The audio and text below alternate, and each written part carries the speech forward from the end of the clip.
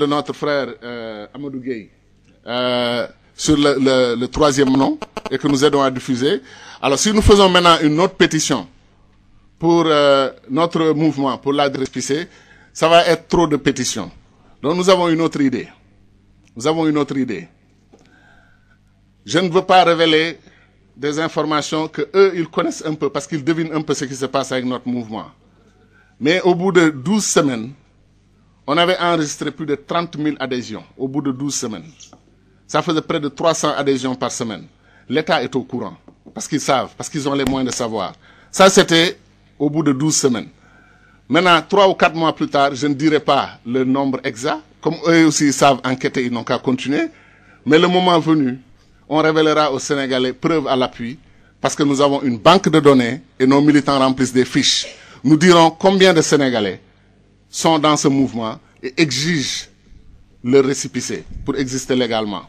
Mais parce que nous avions fait cela, nous demandons à tous les Sénégalais, nos camarades, nos sympathisants, nos compatriotes en général, qui soient dans l'opposition ou qui soient même dans la majorité présidentielle, mais qui sont des démocrates fondamentalement, que nous connaissons et que nous respectons. Nous demandons à chaque Sénégalais de prendre sa plume et d'écrire une lettre d'une ligne ou de 2 lignes à son Excellence Maître Abdoulaye Wade, président de la République du Sénégal, et de lui dire simplement ceci.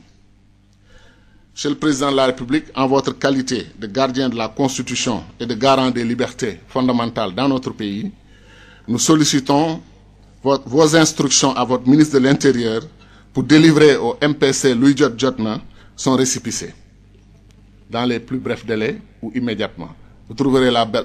Et vous faites la formule de politesse, n'oubliez pas, parce que vous vous adressez à un président de la République. Monsieur le Président, je vous prie, nous prions d'agréer l'expression de notre très haute considération.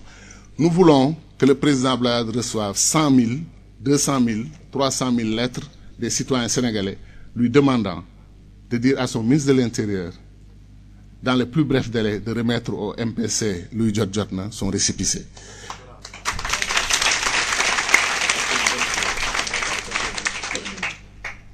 Commencez dès demain, parce que, comme on l'a annoncé aujourd'hui, s'ils reçoivent 300, 400 lettres dès mardi, mercredi, ça, c'est bien lancé. Moi, ma lettre est prête, je vais la signer ce soir, et demain, je vais à la poste. Nos militants ne sont pas aussi pauvres que ça. Je pense qu'il n'y aura pas de problème de timbre, n'est-ce pas? Hein? Mais faites un effort, que chacun mette son timbre, mette son Excellence Maître Abdoulaye. C'est avenue Roum, je crois, ou avenue Léopold Sédar Senghor. Vous pourrez vérifier l'adresse exacte, mais vous lui envoyez.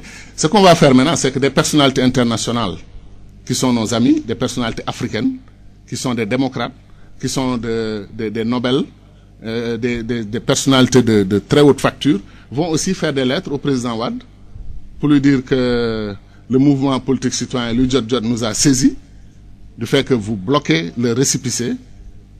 Nous vous demandons, en appliquant la Constitution sénégalaise et vos propres traditions de combat démocratique, de le livrer, le récépissé dans les plus brefs délais. Donc ça, nous le ferons. Alors, et l'autre point aussi sur lequel nous allons insister, c'est que, en dépit du fait que cette tâche-là maintenant est prioritaire pour tous les militants et sympathisants du mouvement, vous allez tous mobiliser des compatriotes, leur faire écrire des lettres, vous engagez-vous tous. Il y a aussi quelque chose qui est extrêmement important, c'est de continuer à tenir sur l'agenda de notre mouvement. Il faut tenir sur les urgences nationales du mouvement. Première urgence nationale, n'est-ce pas, c'est continuer notre lutte pour la réconciliation nationale. Et la réconciliation nationale commence en Casamance. Notre mouvement est connu pour ça. Nous ne changerons pas d'un iota. Notre première grande descente nationale se fera en Casamance. La Casamance appelle tous les fils du Sénégal, toutes les filles du Sénégal à son chevet pour qu'on règle définitivement ce problème. Que récépissé ou pas, que personne ne nous empêche de continuer cette bataille et de remporter la victoire et la paix en Casamance. Ensuite, il faut continuer la bataille pour que le régime du président Abdoulaye Wade arrête les attaques contre la démocratie et contre les libertés. La question de Baratal, il faut maintenir la pression. Il faut que Baratal obtienne gain de cause à 100%. la question de la demande d'enquête sur Sudatel et les autres grands dossiers, il faut que les patriotes obtiennent la vérité, pardon. Il faut qu'ils sachent quelle est la vérité sur ces dossiers-là. Le combat que mène UNIR, l'Union nationale des indépendants du Sénégal, sur la question du 3e mandat, est un combat très important. Je ne veux pas trop élaborer parce que je ne veux pas qu'on laisse tomber le débat sur le récépissé pour entrer dans le débat sur le 3e mandat, mais vous connaissez la position du mouvement Louis Jotna qui a été déclarée dès le 6 juin. Le 6 juin 2010, c'est ça, le 6 juin 2010, on avait déjà annoncé notre désir de voir le président Abdoulaye poser un acte de réconciliation nationale en ne se présentant pas aux élections et bien entendu en mettant un coup de frein définitif au projet de succession dynastique. Parce que toute la grave crise politique que vit le Sénégal a en grande partie à voir avec ce projet. Et donc nous souhaitons qu'il puisse se ressaisir et accepter de le faire. Nous demandons que le climat politique soit apaisé et qu'on évite les contentieux comme le fichier électoral qu'on audite avec la main gauche et qu'on rouvre sans contrôle avec la main droite. C'est trop compliqué. Nous comprenons l'attitude de nos amis de l'opposition qui étaient allés dans ces discussions, mais nous leur demandons de rester vigilants sur un point. Il ne faut pas qu'aucune provocation ne mène à un boycott des élections. Il est hors de question de boycotter quoi que ce soit. Même si on doit le faire dans les conditions les plus calamiteuses, il faut aller aux élections parce que nous savons que si les Sénégalais arrivent à se prononcer, les souffrances du peuple sénégalais seront terminées.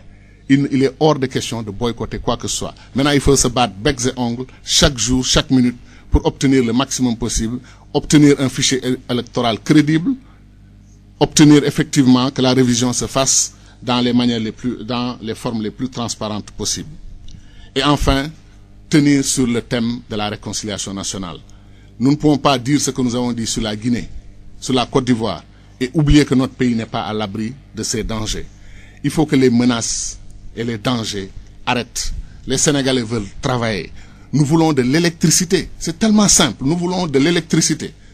Nous voulons que les citoyens, la demande sociale qui explose soit prise en charge. Que les gens puissent manger, envoyer leurs enfants à l'école, ne pas vivre dans des inondations.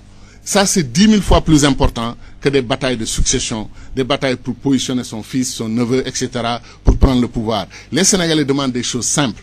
Respecter notre constitution, respecter notre démocratie, respecter les règles du jeu et traiter la demande sociale comme urgence nationale numéro 1 à côté de la Casamance comme urgence nationale de réconciliation. Nous ne demandons pas autre chose. Voilà. Je vous remercie.